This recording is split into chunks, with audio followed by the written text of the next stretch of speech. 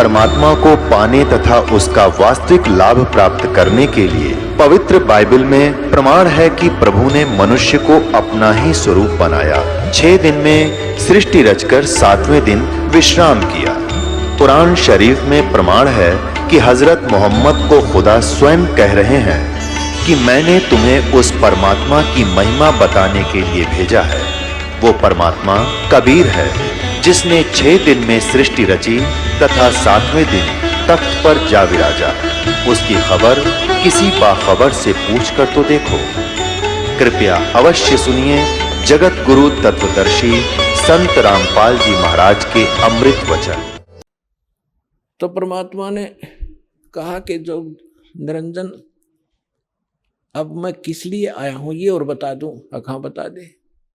मैं नीचे जाऊंगा और तेरी पोल पाड़ूंगा और बताऊंगा ये भगवान नहीं है, ये काल है, ये तुम्हारा दुश्मन है, तुम्हें अपने आहार के लिए रोके हुए है, तुमसे ही बच्चे पैदा करवाता है, ये खुद खाता है। जैसे कसाई बकरे पाला करता है, नर और मादा बकरे छोड़ देता है, वो उत्पत्ति करते हैं अपनी ममता में और विषय वासनावश होकर, और खाता कसाई है। तो ऐसा है, ये जाकर बताऊंगा। अपने आत्माओं, इस बात ने सुनकर भयंकर हो गया काल। और परमात्मा कहते, धर्मदास मेरे ऊपर ऐसे टूट के पड़ा जैसे मार देगा मैंने। और पुण्यात्मा, यह परमात्मा हमें सतर्क करते, हमें याद दिलाना चाहते, कभी भी कोई आपत्ति आवे, आपको जो मंत्र प्राप्त हो, प्रथम हो प्रथम और द्वितीय हो द्वितीय और तीनों मिल रहे हो तो सार नाम का सिमरण करें। ऐसी किसी प्रकार की आपदा हो, एक बार जरूर सिमरण याद कर लेना। तो कहा कि मैंने सतनाम का सुमरण शुरू किया सांस उश्वास से। तो उसी समय ये काल या तो मुझे मारने के लिए झपटा था, ऐसे गिर गया जैसे पक्षी की पांख कट जाया करे और पड़ा पड़ा तड़प रहा है। ऐसा डर गया कि वहां से भाग के पाताल में गिर गया। तो इसको पाताल से लिया निकाल के मैं और कहा चल ऊपर। तब ये घबरा गया घना, मेरे पैर पकड़ लिए और कहा कोई बात नहीं, आप बेशक नीचे चले जाना, लेकिन एक अर्ज है मेरी, 3 युगों में जीव कम ले जाना और चौथे युग में कितने जीव ले जाना। तो परमात्मा ने कहा ठीक है। और दूसरा ये कहा कि मेरा ज्ञान जो माने वो हमारा, आपके ज्ञान को जो माने वो आपका, बलपूर्वक ना ले जाना। तो परमात्मा ने कहा ठीक है तथास्तु। जब सारे वचन भरवा लिए फिर बदल गया गिरगिट की तरह, कहने लगा कि बेशक चले जाना जोग जी, चौथे युग में इन जीवों को इतना कंडम कर दूंगा, ये भक्ति योग नहीं रहेंगे, इनको सब उल्टी साधना पर लगा दूंगा, देवी देवता पत्थर पहाड़ों की पूजा में इनको व्यस्त कर दूंगा। और जब तुम जाओगे तुम्हारी कोई नहीं सुनेगा। परमात्मा बोले आप अपना काम करियो और हम अपना करेंगे। तब क्या कहा था परमेश्वर ने कि चौथा युग जब कलयुग आई तब हम अपना अंश पठाई। काल बंद छूटे नर लोई, सकल सृष्टि परवानिक होई। घर घर देखो बोध विचारा, सतनाम सब ठोर उचारा। 5505 तब ये वचन मेरा होगा साचा। कलयुग बीत जावे जब एता, सभी प्राणी परम पुरुष पद चेता। तो परमात्मा ने कहा था कि चौथा युग जब कलयुग आवेगा तब हम अपना एक दास भेजेंगे। अब वहां काल के सामने परमात्मा ने कहा कि हम अपना दास भेजेंगे।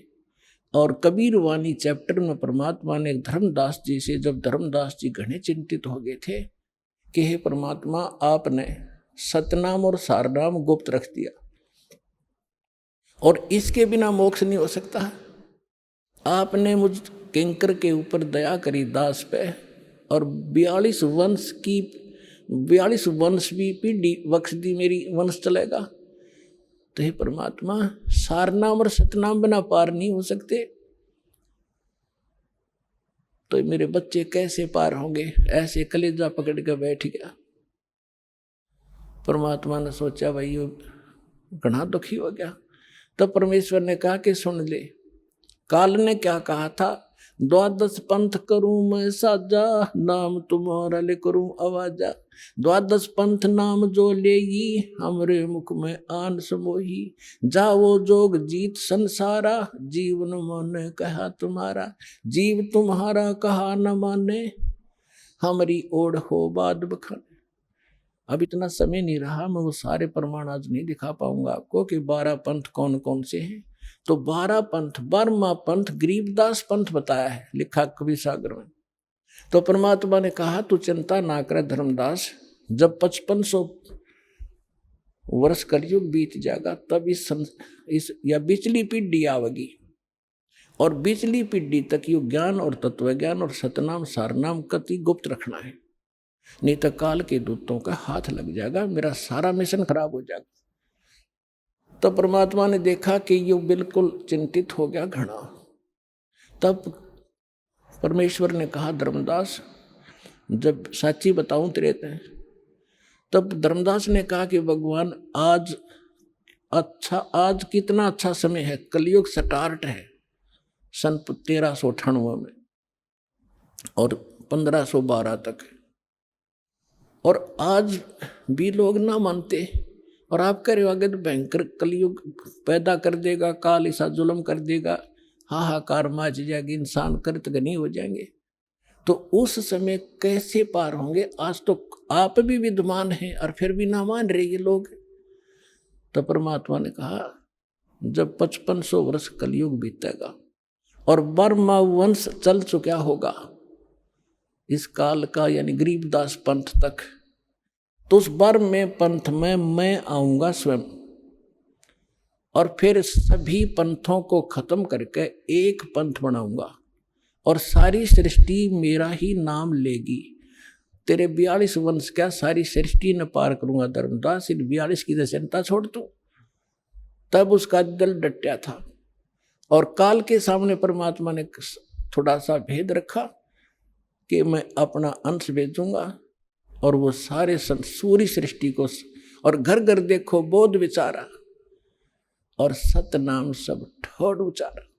आप देख रहे हो आज ये ज्ञान गीत, ज्ञान गंगा घर घर में पहुंच गई है। ना कोई किताब खरीदनी है, इंसान देखा था कितना, या किताब बिकती देखी थी आपने इस गांवों के अंदर, शहरों के अंदर, कोई सब्जी बेचा, कोई प्याज बेचा, कोई तोरी और घिया बेचा, ये तो देखी थी। तो परमात्मा ने कहा था घर घर देखो बोध विचारा, मेरे इस ज्ञान की चर्चा घर घर में शुरू हो जाएगी, और सारी सृष्टि नाम लेगी, और सतनाम सबको बताया जाएगा, और परमात्मा के उस परम पद की, सतलोक की सबको जानकारी होगी, पूरा विश्व व्यापार करो। तो वो समय आ गया है पुणात्माओं, और ये दास है वो परमात्मा का भेजा हुआ दास, और आप सभी पार हो जाओगे। बोलो सतगुरुदेव।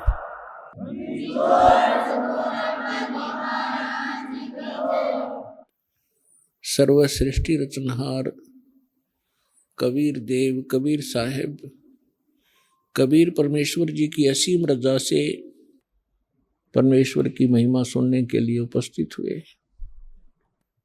जिस पुण्यात्मा के, जिस प्राणी के युगों युगों के शुभ संस्कार उदय होते हैं, उनको मानव शरीर प्राप्त होता है,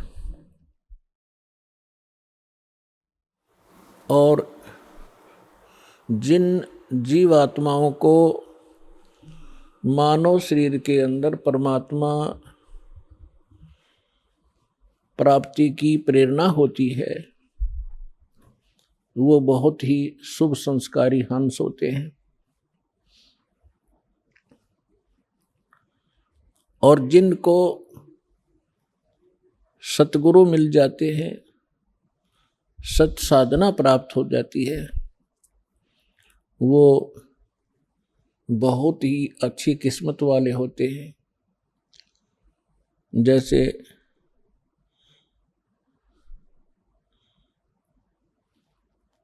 गुड बेटर बेस्ट,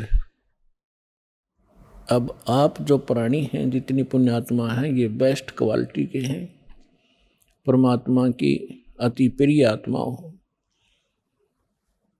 और जो मानव शरीर प्राप्त करके परमात्मा की भक्ति की रुचि नहीं कर रखते, वो पिछले जन्म से पशु पक्षी की योनि से आए हुए प्राणी होते हैं।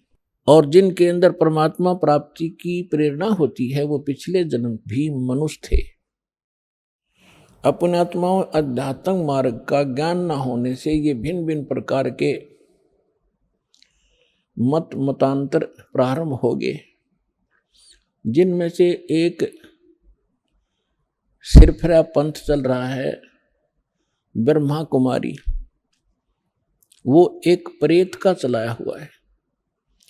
और वो क्या कहते हैं कि मनुष्य तो मनुष्य ही रहेंगे और अन्य प्राणी ही बने रहेंगे।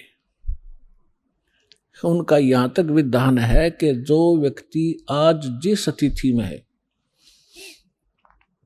उनके विधान अनुसार तो यह सिद्ध होता है कि स्त्री स्त्री ही रहेंगी, मनुष्य मनुष्य ही रहेंगे। और उनका क्या विधान है कि आज कोई लंगड़ा है, अंधा है, काना है, गूंगा है या स्वस्थ है, तो 5000 वर्ष के बाद उसका वही नाम होगा, उसकी माता पिता का भी वही नाम होगा और वही गांव होगा, वही स्थान होगा। और अंधा है तो अंधा ही होगा। फिर बाढ़ में जाओ या भक्ति क्या फायदा है भक्ति का? अकल है इन लोगों में। और इसके उसमें भी बिना ना जाने कितने प्राणी उलझे बैठे। तो पुण्यात्माओं,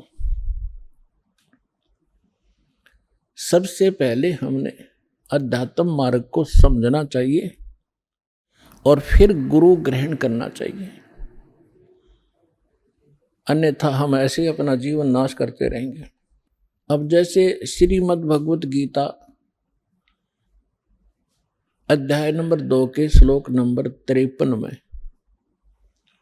गीता ज्ञानदाता कहता है कि अर्जुन, जिस समय तेरी बुद्धि भिन्न भिन्न प्रकार के भ्रमित करने वाले वचनों से हटकर एक परमात्मा के यथार्थ ज्ञान पर टिक जाएगी, स्थिर हो जाएगी, तब तू योग को प्राप्त होगा। अर्थात तब तू योगी बनेगा, भगत बनेगा। योगी मीन परमात्मा के पाने के लिए प्रयत्नशील व्यक्ति, उसको भक्त कहो, योगी कहो, साधक कहो। तो आज तक जितने भी मत हैं, जितने पंथ हैं, सबके भिन्न भिन्न विचार हैं, भिन्न भिन्न साधनाएं हैं। परमात्मा की परिभाषा से भी वो लोग परिचित नहीं है। तो उसके लिए परमात्मा आते हैं। आप जी को बहुत बार समझाया है, बहुत बार ज्ञान सुनाया है और सुनाते ही रहेंगे, क्योंकि ये ऐसा अनमोल ज्ञान है जो आपको दोनों लाभ देता है। जैसे कोई रोगी होता है और वो उसको भूख नहीं लगती, जबर जिसको हो जाता है, और मनुक्खा, दाख, किशमिश, सेब, संतरे खाना जो प्रतिदिन खाता है, वो भी उसको कड़वा लगता है, जिह्वा पर रखा भी नहीं जाता, थूक देता है। तो उसके लिए क्या ट्रीटमेंट है? कड़वी गोली ही खानी पड़ेगी, ना चाहते हुए भी खानी पड़ेगी। जैसे मलेरिया हो गया तो उसमें कुनीन खानी पड़ेगी, और कड़वी लगो तो लगो, वो खानी ही पड़ेगी, फांकी मारनी पड़ेगी, और तभी वो रोग नाश होगा। फिर वही जो कड़वी लगने वाली रोटी, मनुक्खा, दाख, वो फिर स्वादिष्ट लगेगी। तो पुण्यात्माओं, ये ज्ञान आपको रह रहकर सुनना पड़ेगा। इस सत्संग से ही ये दोनों काम होंगे। आपका जबर भी उतरेगा और इसी सत्संग के सुनने से ये कुनीन का काम भी करेगा, क्योंकि प्रथम बार जो व्यक्ति सुनता है, एक दो प्रकार के श्रद्धालु आते हैं। एक तो ऐसा होता है उसको जैसे भी परंपरागत साधना है वो कर रहा है, और उसको फिर ये ज्ञान सुनने को मिलता है, उसको अच्छा सा नहीं लगता परमात्मा की भक्ति, क्योंकि उसके पाप कर्मों के कारण उसके अंदर, वो अंतःकरण के अंदर ये पाप कर्मों का जवर बन गया, और उन पाप कर्मों के कारण उसको आज भूख, वो परमात्मा की ये अमृत वचन रूपी मनुखा दाख भी नहीं अच्छी लगती। या तो उठकर चल पड़ता है, या वैसे किसी के साथ फुसर फुसर करेगा, उसको ये कह दिया जाए कि भाई शोर ना करे, सत्संग सुनने दे, तो वो या तो उठकर चला जाएगा या लटके लेने लग जाएगा, बैठा बैठा नींद लेगा। तो वो उसके अंदर पाप कर्मों का इतना प्रभाव है कि उसको ये अच्छी नहीं लगती परमात्मा की कथा। तो उसका यही उपाय है कि वो ना चाहते हुए भी बैठा रहे और सुनता रहे, अच्छी लगो ना लगो। इस वाणी के अंदर इतनी शक्ति है कि कुछ पापों को इस वाणी के श्रवण मात्र से और इस वाणी के चल रहे इसकी रेंज में वैसे भी बैठे रहने से कुछ पाप नाश होते हैं, जो ज्ञान यज्ञ से ही हुआ करते हैं। तो इसलिए पुण्यात्मा उसको ये कुनीन का भी काम करेंगी, और जब वो जबर उतर जाएगा, अंतःकरण के अंदर जो पाप प्रभाव था वो कम हो जाएगा, उसके बाद फिर ये मनुखा दाख का भी काम करेगी।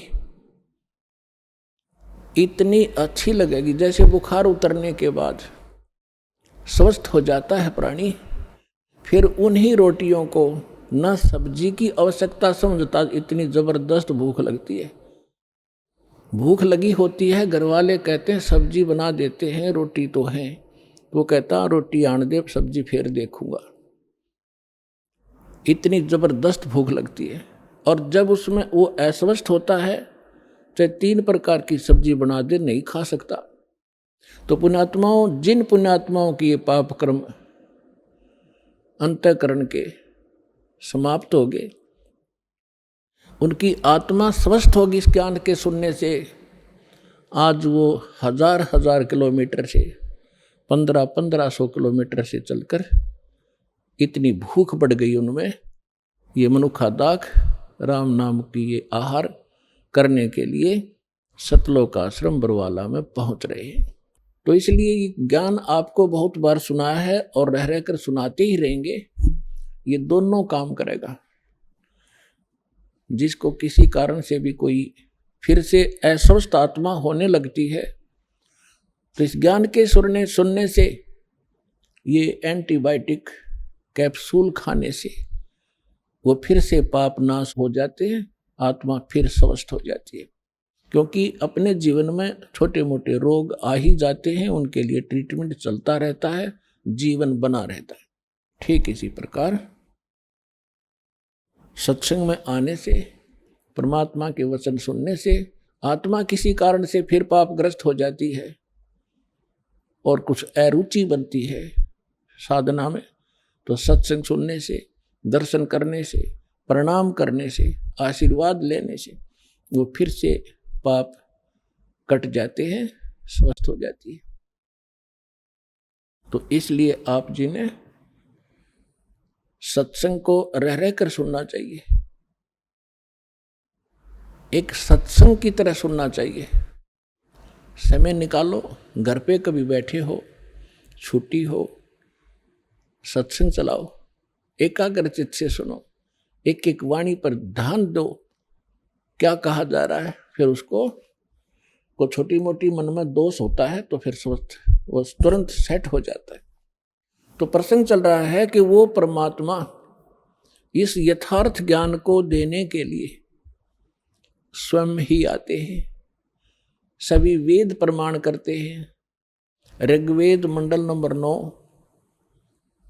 सूक्त नंबर 1 मंत्र 8 और 9 में, ऋग्वेद मंडल नंबर 9 और सूक्त 20 मंत्र 1 में, ऋग्वेद मंडल नंबर 9 सूक्त 86 मंत्र 26 और 27 में, ऋग्वेद मंडल नंबर 9 सूक्त 82 मंत्र 1, 2, 3 में, ऋग्वेद मंडल नंबर 9 सूक्त 54 मंत्र 3 में, ऋग्वेद मंडल नंबर 9 सूक्त 94 के मंत्र 1 में, ऋग्वेद मंडल नंबर 9 सूक्त 95 के मंत्र 2 में, ऋग्वेद मंडल नंबर 9 सूक्त 96 के 96 के मंत्र 16 से लेकर 20 तक, और भी अनेक स्थानों पर, यजुर्वेद अध्याय नंबर 29 मंत्र 25 में, और भी बहुत से स्थानों पर परमात्मा की महिमा का वर्णन है। उसमें क्या लिखा है कि वो पूर्ण परमात्मा जिसने सारी सृष्टि की रचना की है, जिसने सब जीवात्माओं को भी उत्पन्न किया है, वो ऊपर के लोक में,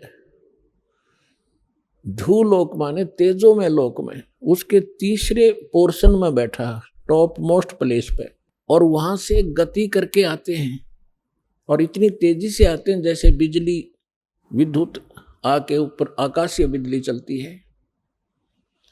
और किस उद्देश्य से आते हैं? अच्छी आत्माओं को मिलते हैं, उनको तत्व ज्ञान से परिचित कराते हैं, अपने द्वारा रची हुई सृष्टि को ठीक ठीक वही बताते हैं। तो पुण्यात्मा, वो परमात्मा चारों युगों में आते हैं। काल ने सभी को भ्रमित कर रखा है। परमेश्वर आते हैं, अपना यथार्थ ज्ञान सुनाते हैं। जो बुद्धिमान व्यक्ति होते हैं उस ज्ञान को ग्रहण करके परमात्मा की भक्ति करके सतलोक चले जाते हैं, 84 लाख योनियों के कष्टों से बच जाते हैं। तो इसी उद्देश्य से परमात्मा चारों युगों में आए। चारों युग में मेरे संत पुकारे, कूक कहा हम हेल रे, हीरे माणिक मोती बरसे, ये जग चुगता ढेल रे। परमेश्वर कबीर साहब जी कहते हैं, हम चारों युगों में आए और चारों युगों में मैंने अपनी प्यारी आत्माओं को ये ज्ञान सुनाया। जो दृढ़ भक्त थे, अच्छी आत्माएं थी, उन्होंने मेरे इस ज्ञान को स्वीकार किया और मुझसे परिचित होकर मेरे लोक को देखकर, सतलोक को जहां मैं रहता हूं, वहां ले जाकर परमात्मा ने उनको वापस छोड़ा। प्रत्येक युग में 1, 2, 4 आत्माओं को ऐसे किया। कलयुग के अंदर जिन महापुरुषों को परमात्मा मिले, जो दास के नॉलेज में है और जिनको हम मोक्ष प्राप्त मानते हैं, आदरणीय धर्मदास साहिब जी, आदरणीय मनुकदास साहिब जी, आदरणीय नानक देव साहिब जी, आदरणीय दादू साहिब जी, आदरणीय गरीबदास साहिब जी, गांव छुड़ानी, जिला जज्जर, हरियाणा वाले, आदरणीय गीसा दास साहिब जी, गांव खेखड़ा, जिला बागपुर, उत्तर प्रदेश वाले, आदरणीय स्वामी रामानंद जी, बनारस, काशी, उत्तर प्रदेश वाले, इन महापुरुषों को परमात्मा मिले और उनको सचखंड लेकर गए, जहां भगवान रहते हैं, जहां हम पहले सभी रहा करते थे। पुण्यात्माओं, ये ज्ञान आज तक काल ने इतना दबा दिया था कि किसी का भनक नहीं पड़ गया, और अब ये परमात्मा ने सार्वजनिक करना था, ये समय निर्धारित पहले ही कर दिया था। वो समय आ गया, वो ठीक का समय आ गया अब। तो अब ये पूरे विश्व में फैलेगा और सबको चाह है भगवान की। अब भूल में चाहे कोई कितनी गलती कर रहा है, उस काम को अच्छा मान रहे। कोई कसाई है, बकरे काटे, गायें काटे, भैंस काटे, तो वो भी नहीं मान रहा है। ठीक है, दादा करे था, परदादा करे, यही काम कर रहा था और पिताजी भी यही कर रहे थे, कोई नो प्रॉब्लम। अब कोई शराबी है, शराब पी के उसी को अच्छा मान रहा है। कोई रिश्वत लेता है, बड़ा अधिकारी बन के बड़ा आनंद मान रहा है। जब उसको ज्ञान होगा, ये जहर दिखाई देगा और छुए भी नहीं का। ऐसे क्रम फोड़े, फिर कैंसर हो जा, टांग कट जा, अंधा हो जा, अगले जन्म में फिर कुत्ते, गधे, सूअर बनकर कहाँ घूम रहे होंगे।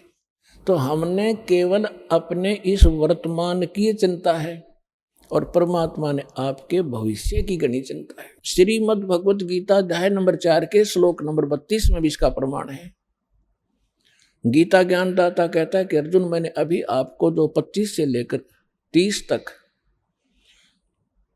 आपको जो ज्ञान बताया कि कोई तो देवताओं की पूजा करके निश्चिंत है, कोई केवल व्रत उपवास रखता है, कोई योग अभ्यास ही करता है, कोई स्वाध्याय करके ही अपना मोक्ष मान रहा है, और कोई अहिंसावादी तीक्ष्ण व्रतों को ही करके ये समझ रहा है मैं मोक्ष प्राप्त करूंगा, जैसे मुंह पर पट्टी बांध कर नंगे पैरों घूमना, जैसे ये जैनी घूमा करते हैं। तो परमात्मा ने फिर गीता ज्ञानदाता कहता है कि ये सब अपनी अपनी साधनाओं को पापनाशक जानते हैं, यानी पापनाश होंगे तो मोक्ष होगा। सभी इसलिए कर रहे हैं कि जो साधना जो भी कोई कर रहा है उसने बढ़िया मान रहा है, सही मान रहा है, नहीं तो उसको पता लग जाएगी दिशा गलत है तुरंत छोड़ देगा। तो वो सब अपनी अपनी साधनाओं को पापनाशक जानते हैं, यानी सही मान रहे हैं। लेकिन चौथे अध्याय के 32वें श्लोक में कहा कि अर्जुन, इन यज्ञों यानी धार्मिक अनुष्ठानों की जानकारी परमात्मा ने अपने मुख कमल से बोली है, उसमें विस्तार से कही गई है, उसको सूक्ष्म वेद तत्व ज्ञान कहते हैं। उसको जानने के बाद तो सभी पाप कर्मों से मुक्त होगा। चौथे अध्याय के 33वें श्लोक में कहा है कि अर्जुन, इस द्रव्य में यज्ञ की अपेक्षा ज्ञान यज्ञ श्रेष्ठ है।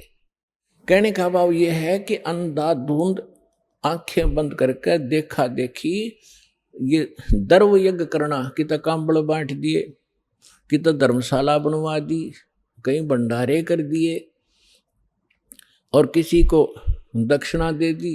कहते ये इस प्रकार बगैर विवेक के, बगैर जानकारी के ये द्रव्य में यज्ञ करने की अपेक्षा ज्ञान यज्ञ श्रेष्ठ है, यानी तत्व ज्ञान समझ, फिर वो तत्वदर्शी संत तुझे जो ज्ञान दें फिर उस तरह करो। गुरु बिन माला फेरते, गुरु बिन देते दान, गुरु बिन दोनों निष्फल है, चाहे पूछो वेद पुराण। चौथे अध्याय के 34वें श्लोक में कहा कि वो तत्व ज्ञान तत्वदर्शी संतों किसके पास जाकर समझ, उनको दंडवत प्रणाम करने से।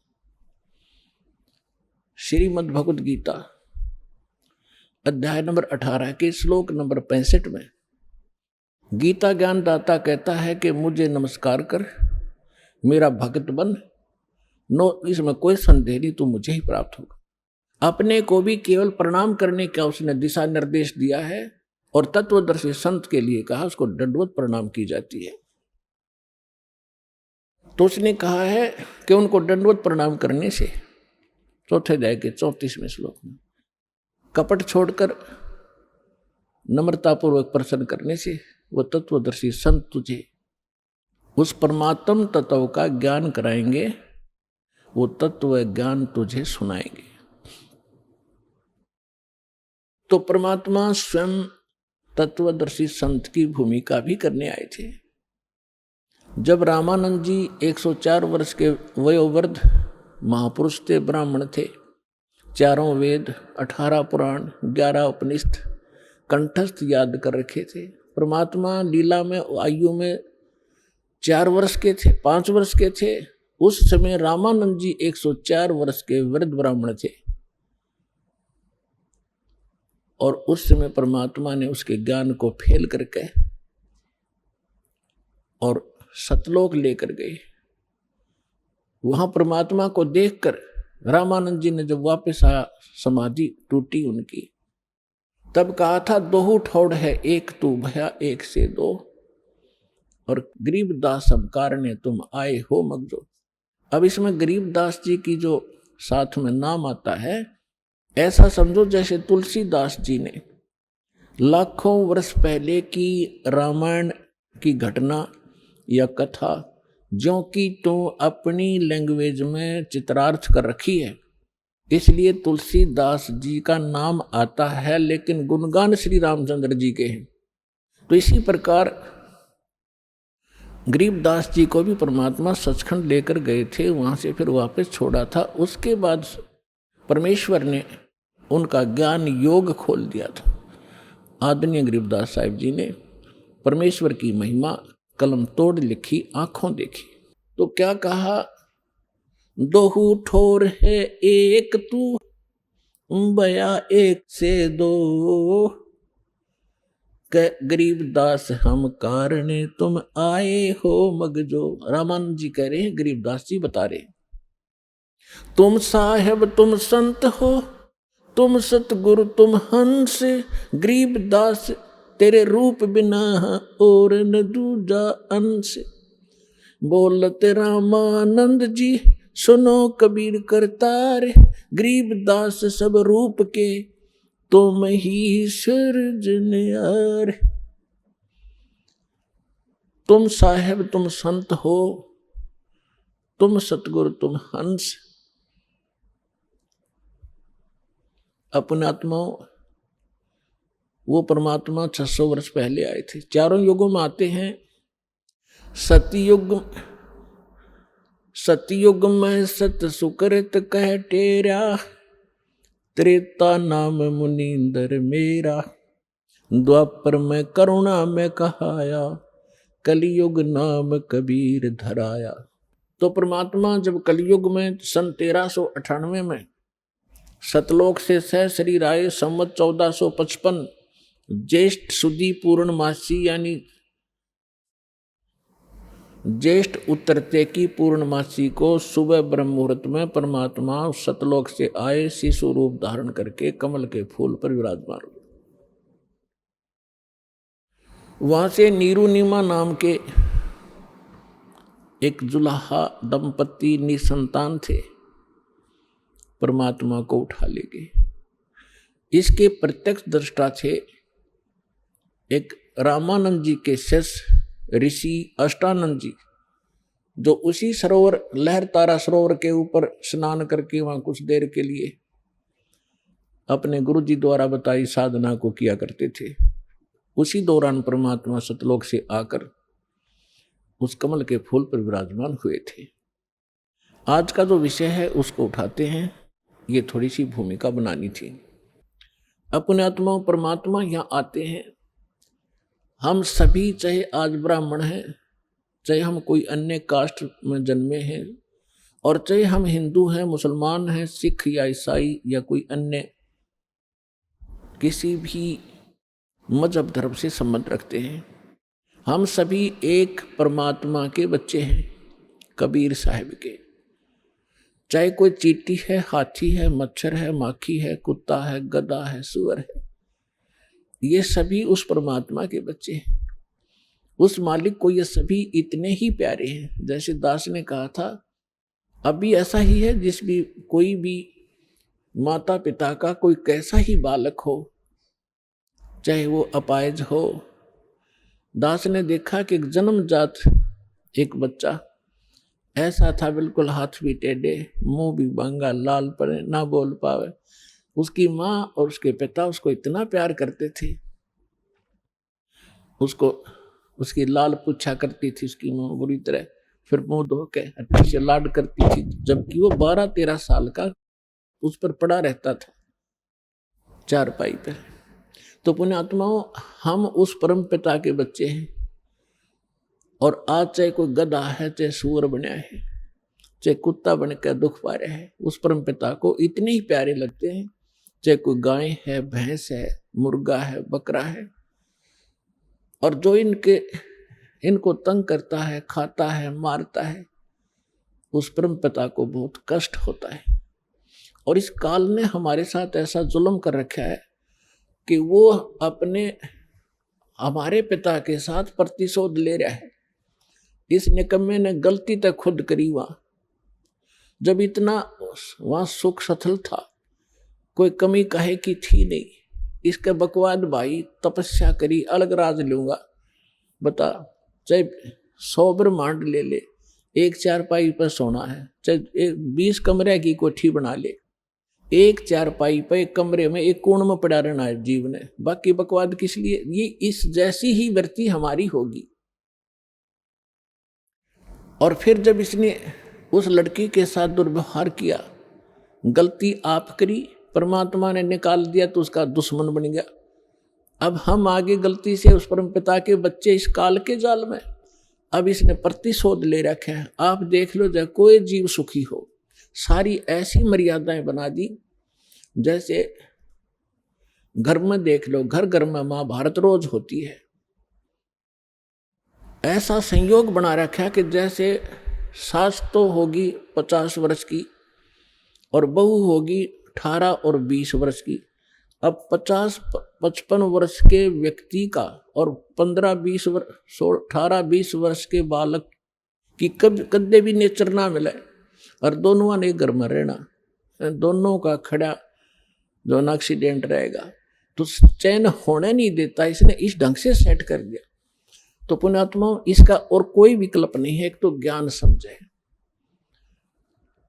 और ज्ञान समझ कर फिर उस ज्ञान के आधार से शांति हो सकती है। एक उदाहरण है, एक सास अपनी बहू को बहुत ताड़ती थी, धमकाती, खुरकाती थी, छोटी छोटी बातों पर घना दुखी कराया करती।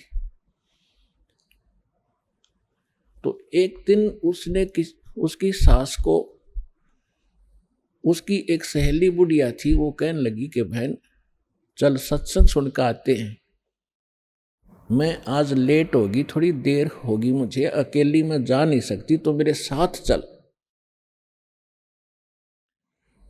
वो कभी सत्संग के वो नाम से बहुत चिढ़ा करती, लेकिन उस दिन अपनी सहेली के कारण वो ना नहीं कर सकी। चल तेरे साथ चल पड़ती हूँ, मैं पसंद नहीं करती इन सत्संग ने, इसमें तो सारे आलसी लोग जाते हैं, निकम्मे व्यक्ति जाते हैं जो काम नहीं करते, करके खा ले, लेकर दे दे, यही बात बड़ी। इस तरह के फार्मूले हमारे सभी के थे। तो बुढ़िया चली गई, तो वहां ज्ञान सुना। सत्संग में यही बताया जाता है कि जो भाग्य में लिखा है वो तो होना ही होना है। जैसे कोई नुकसान हो गया घर में, कोई करके कुछ नहीं, अपने घर में हानि, और फिर भी हो जाता किसी भी कारण से, तो फिर दूसरे जो बड़े होते हैं वो छोटों के पीछे पड़ जाते हैं। सास बहू के पीछे पड़ जाएगी, तेने नाश कर दिया, तू आगा पीछा नहीं देखती है, घर का नाश करेगी, कड़ा मचवा दे। तो सत्संग में बताया जा रहा था कि नुकसान होना था वो तो हो लिया, वो तो होना ही था। अरे अब बेमतलब की राड भी क्यों कराया करो, तुम भगवान पर भरोसा रखो, हो गया, ना जाने के कर टूटना था, थोड़े में टल गई। और पुण्यात्मा, साबुन और जल का स्वभाव है, कपड़े का मैल अवश्य उतारेगा जब उसके संपर्क में आ गया, और प्रयोग करने वाला ठीक सा आदमी होगा, जानकार हो। तो सत्संग में आने से अवश्य आत्मा में चोट लग गए, और अब तक हमने जो ज्ञान सुना था उस पर आधारित हो गए। जब ये सुनाएंगे तो हम क्यों ना इधर डाइवर्ट होंगे। उस बुढ़िया का घड़ी समझ में आएगी, सचमुच होना हो तो हो ही चुका होता है, और बाद में बेमतलब की बकवास राड बढ़ाने वाली बात है, वो तो और अशांति फैलती है। उसने दीक्षा भी ले ली। अब एक दिन क्या हुआ, उसकी पुत्र वधू भैंस का दूध निकाल के और ऊपर कड़ियों में से एक कड़ा टांगा करते, लोहे का सरिया सा, नीचे हुक बना के उसमें बाल्टी टांग देते दूध की, बिल्ली और कुत्ते के बचाव से। तो उसकी पुत्र वधू ने दूध निकाला, 5-6 किलो दूध एक समय का, और उसमें वो टांगने लग गई ऊपर ने। उसने वो अंदाजा सा प्रैक्टिस हो रही थी, उसमें लगा के गज के लगते ही शरीर के, और नीचे न करके छोड़ देती थी, वो फिट हो जाता था, उसमें टंग जाता था। उस दिन गलती से दूसरी साइड में लग गया वो, और उसने छोड़ दिया। वो सारी बाल्टी मुंह मुँह आई, सारे फर्श पर दूध फैल गया। अब वो पुत्र वधू दूध की तरफ ना देख रही थी, बुढ़िया की तरफ देख रही थी कि ये तोप के गोले छोड़ेगी। मायूसी होकर देख रही थी। तो बुढ़िया बोली, बेटी कोई बात ना, आज यो हमारे भाग में नहीं था, इसको जैसा भी उठा ले ऊपर ऊपर का और भैंस को पिला दे। अब वह काफी देर सोचती रही कि बुढ़िया ने तो कठिए कई गाड़ी देनी थी, आज या कौन सा स्टेशन पकड़ रही है। काफी देर तो उसको विश्वास हुआ नहीं। उसने सोची यार गुस्से में ऐसे कह रही होगी। फिर उसने सोचा कि तेरा पति आवेगा जब उसने सिखावेगी। उस दिन उसको भी नहीं कुछ बताया उसने। तो उस बुढ़िया उस लड़की ने पुत्र वधू ने उस अपनी सास के पैर पकड़ लिए, ना दोनों ने रक्षा करती और कहा माँ मेरे से गलती होगी ना बेटा, कोई बात ना, ये तो होना ही था, ये तो हमारे भागवाज था ही नहीं, खाम खराड़ बढ़ाया करते हम तो बेटी, कदे कुछ नहीं कहते रहे थे। तब देखो सत्संग में आने से वो महाभारत कम होगी, शांति बनी। तो परमात्मा ही की कृपा से इस गंदे लोक में हम शांत और सुखी हो सकते और फिर भक्ति करेंगे। उस पुत्र वधू ने भी नाम ले लिया, दीक्षा ले ली, घर में मिनी सतलोक हो गया परमात्मा की कृपा से। तो पुण्यात्माओं परमात्मा आकर ज्ञान सुनाया करते थे और वही ये यथार्थ ज्ञान दिया करते थे। हमारे धर्मगुरु हिंदुस्तान के अंदर मुसलमान और हिंदू ये दो ही मजहब अधिक थे और ये दोनों परमात्मा के बालक। परमात्मा कहते मैं रोवत हूं सृष्टि को या सृष्टि रोवे मोहे, गरीबदास इस वियोग को हो समझ न सकता कोई। मैं रोता हूं आपको, तुम मेरे बच्चे हो, तुम महादुखी हो, जन्म मरण के दुख में से दुखी हो और या कुत्ते गधे सुअर बनकर तुम क्या खा रहे हो और वहां क्या क्या खाया करते थे तुम्हें पता नहीं, झलक भी नहीं सतलोक की। तो इस उद्देश्य से 600 वर्ष पहले मालिक जब 5 वर्ष के हुए उसी समय उस रामानंद 104 साल के ब्राह्मण के छक्के छुड़ा दिए थे ज्ञान में। आखिर में उस महापुरुष ने करबत होकर माथा टेक दिया था कि तुम परमात्मा हो, तुम स्वामी में बाल बुद्धि, भरम कर्म कियो नाश, गरीब दास निज ब्रह्म तुम, मोहे हो गया दर्द विश्वासी। रामानंद जी 104 साल के महात्मा जिसने 1400 ऋषि चेले बना रखे थे जो उसके द्वारा प्राप्त ज्ञान को प्रचार किया करते थे। अब वो कहता है तुम स्वामी में बाल बुद्धि। पुण्यात्मा ब्राह्मण इसको कहते हैं। परमात्मा कहते हैं ब्राह्मण सोए जो ब्रह्म पहचाने। अब वो ब्राह्मण था, उसने ना समाज देखा ना इज्जत देखी, भगवान देखा। एक तरफ तो धानक का लड़का खड़ा, एक तरफ सारा समाज खड़ा। धानक के लड़का नहीं, वो भगवान दिखा उसने, क्योंकि स्वयं देख चुके थे और चरणों में गिर गए। इसको ब्राह्मण कहते हैं, इसको विद्वान कहते हैं, महापुरुष कहते हैं। लोक लाज करे नहीं, परमात्मा के लिए निकला था और परमात्मा सामने खड़ा, फिर समाज ने देखेगा वो व्यक्ति तो महामूर्ख है, वो भक्त नहीं है। फिर तो परमात्मा अपने सभी हिंदुओं को भी समझाया करते थे, मुसलमानों को भी समझाते थे और क्या कहा करते थे, नहीं है दारमदारा वहां तो नहीं है दारमदारा, नहीं है दारमदारा वहां तो नहीं है दारमदारा।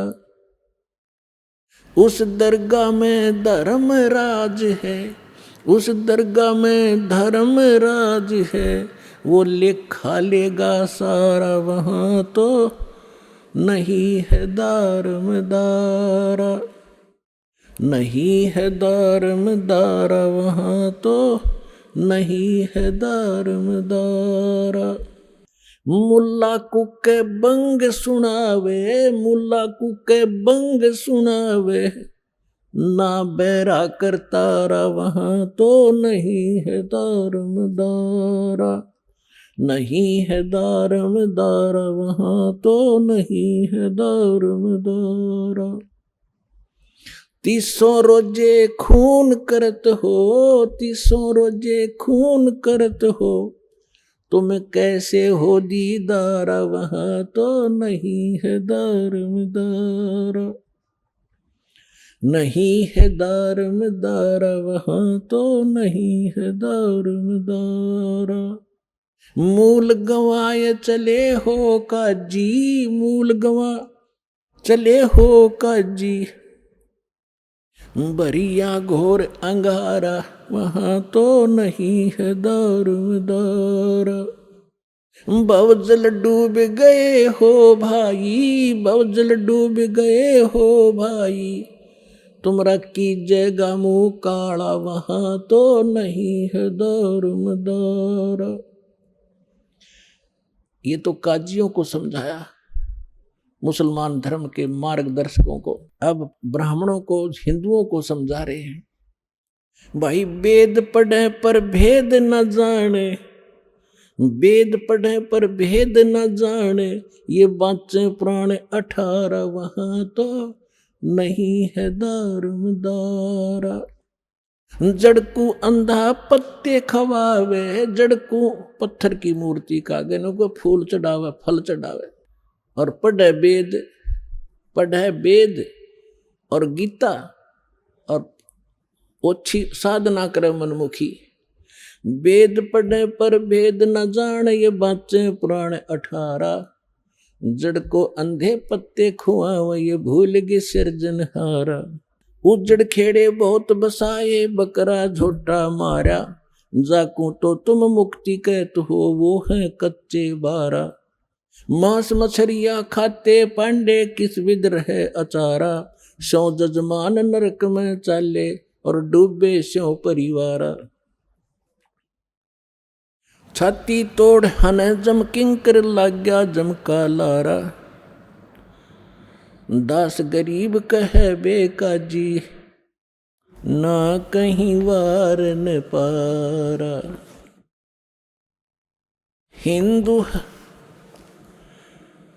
हिंदू हदीरे पूजे ही, ये मुस्लिम पूजे घोरे, दोहू दीन धोखे पड़े, ये हो गए कठिन कठोरे।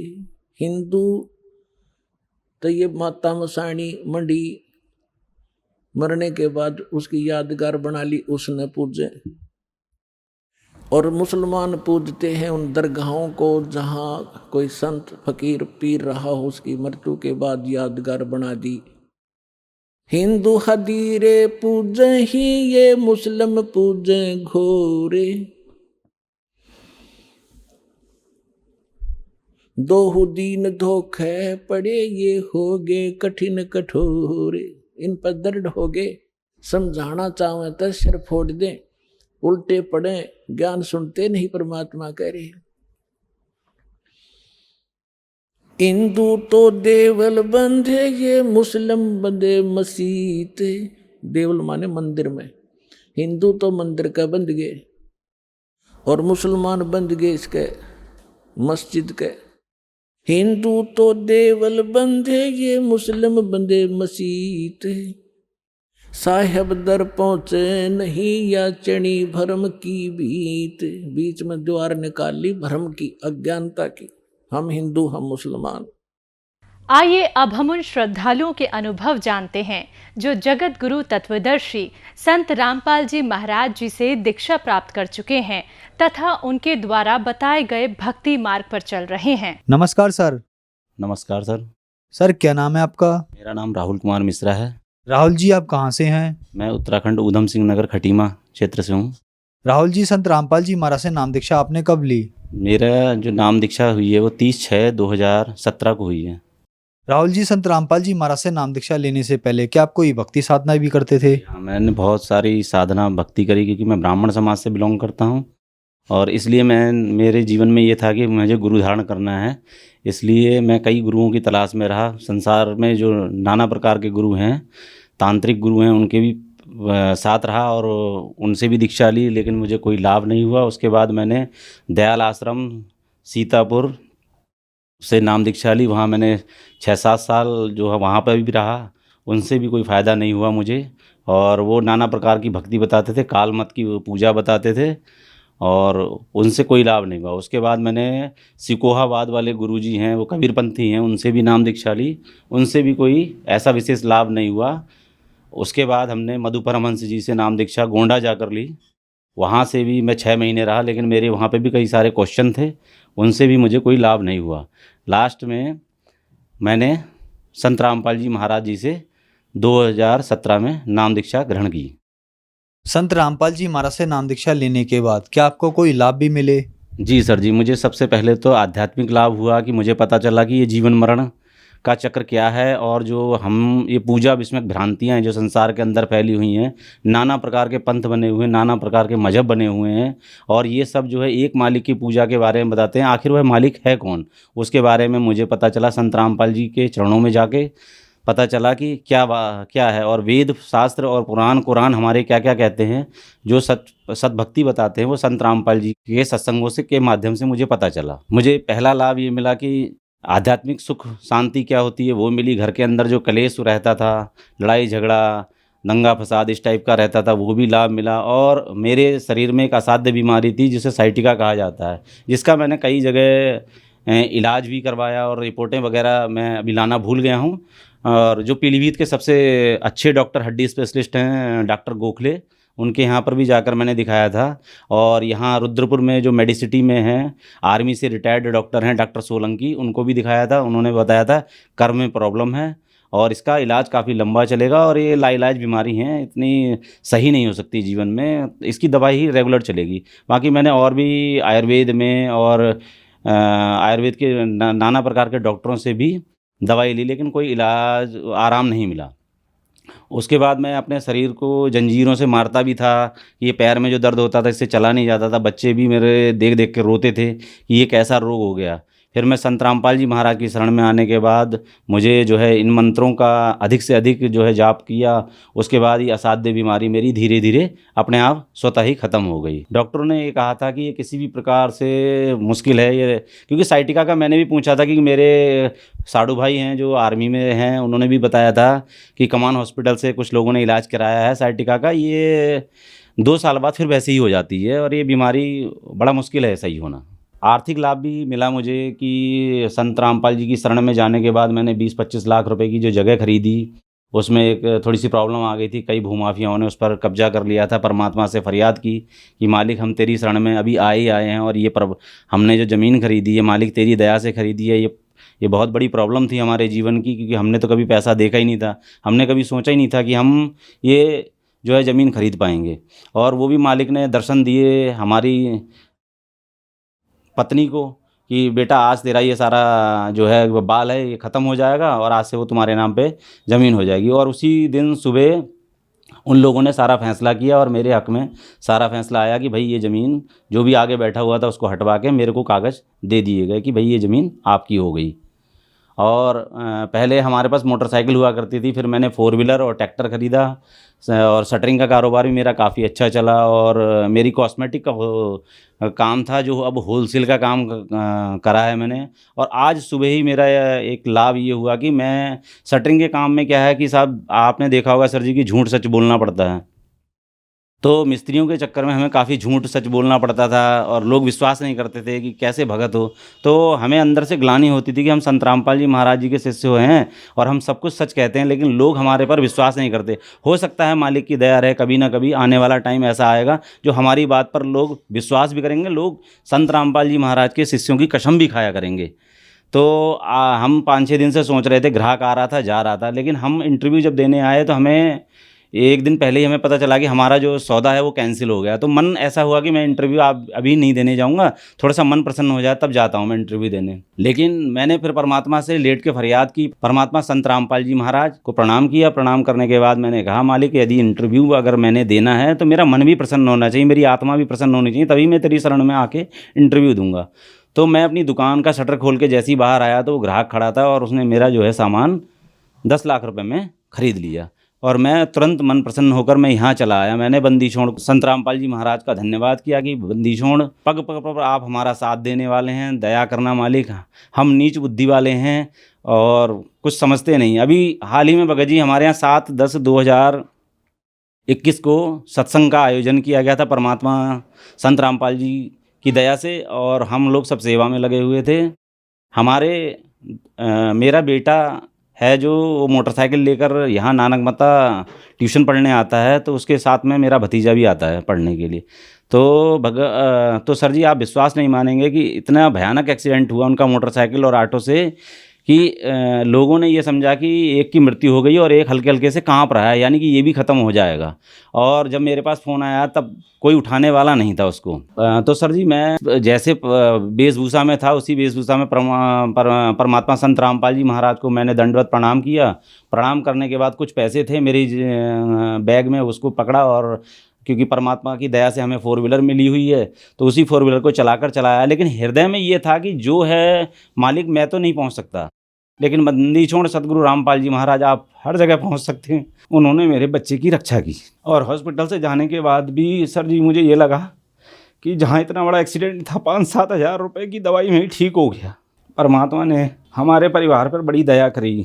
और सर जी मैं ये भी बताना चाहूँगा कि मेरी पत्नी को माइग्रेन और गठिया की बीमारी थी। माइग्रेन की बीमारी तो बंदी छोड़ सतगुरु रामपाल जी महाराज की जब हमने नाम दीक्षा ली उसके थोड़े दिन बाद ही समाप्त हो गई, और कुछ दिनों बाद गठिया का रोग भी समाप्त हो गया। और संत रामपाल जी महाराज की शरण में जब हम आए थे तो हम दोनों पति पत्नी जब भी हम बिस्तर से नीचे उतरते थे हमारे पैरों में एक विशेष प्रकार का दर्द होता था। ऐसा लगता था जैसे तलवों में बहुत ज़्यादा दर्द हो रहा है। वो भी बंदी छोड़ सतगुरु रामपाल जी महाराज की शरण में जैसे ही आए उसका हमें पता भी नहीं चला कि कैसा दर्द, कहाँ दर्द। हाई बीपी की लगभग हम लोग 7 दिन के अंदर दोनों जने दवाइयाँ खाते थे, लो बीपी लो वाले। आज परमात्मा की दया से हमें लगभग 4 साल हो गए, हमने कोई भी बीपी की दवाई नहीं खाई है। परमात्मा संत रामपाल जी महाराज की हम पर विशेष दया है। सर, संत रामपाल जी महाराज से नाम दीक्षा लेने के बाद आपको बहुत सारे लाभ प्राप्त हुए, तो जो श्रद्धालु आज आपको देख रहे हैं और वो भी संत रामपाल जी महाराज से नाम दीक्षा लेना चाहते हैं, दुखी हैं, उनके लिए आप क्या कहना चाहेंगे? मैं उन सभी भगत भाई बहनों से निवेदन करना चाहूँगा, जो हमारी उत्तराखंड कहा गया है, जिसे देवभूमि कहा जाता है, और हमने जहाँ पर नाना प्रकार के मंदिर हैं, जहाँ पर बलि प्रथाओं का आयोजन किया जाता है कि बकरे काटना, इस टाइप से भ्रांति की पूजा है और भूत पिशाचों की पूजा करी जा रही है। तो मेरा उनसे करबद्ध निवेदन है कि दास का निवेदन स्वीकार करें कि ये जो परमात्मा भक्ति बता रहे हैं, सद्भक्ति बता रहे हैं, इसके वेद और ज्ञान पढ़ें। हमारे जो चारों वेद हैं और उनके अनुसार क्या लिखा है, श्रीमद् देवी भागवत के अंदर क्या लिखा हुआ है, और परमात्मा हमें किस लोक में ले जाने की बात कर रहे हैं, कौन सा सतलोक है, कौन सा सचखंड है। मैं सभी से निवेदन करना चाहूँगा कि जो भी हैं वो परमात्मा की शरण ग्रहण करें, संत रामपाल जी महाराज की, और अपना जीवन को धन्य बनाएं। नाम दीक्षा लेने के लिए बहुत ही सरल तरीका बता रखा है। संत रामपाल जी महाराज के जगह जगह नामदान केंद्र है। देश में 500 और विदेशों में और अधिक नामदान केंद्र खुले जा चुके हैं, जिसमें परमात्मा के भगत लोग बैठे रहते हैं, और उसमें जो सत्संग के माध्यम से जो ज्ञान बांटा जा रहा है, उसमें जो पीली पट्टी चलती रहती है, उसमें नंबर दिए हुए हैं। उन नंबरों पर आप फ़ोन करके कहीं भी अपने जो निवास स्थान है उसके पास का कोई भी नामदान केंद्र पता कर वहाँ से नाम दीक्षा ग्रहण कर सकते हैं। धन्यवाद सर। धन्यवाद सर जी।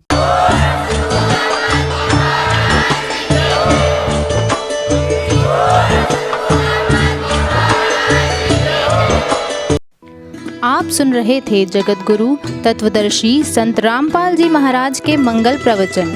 अधिक जानकारी के लिए संपर्क करें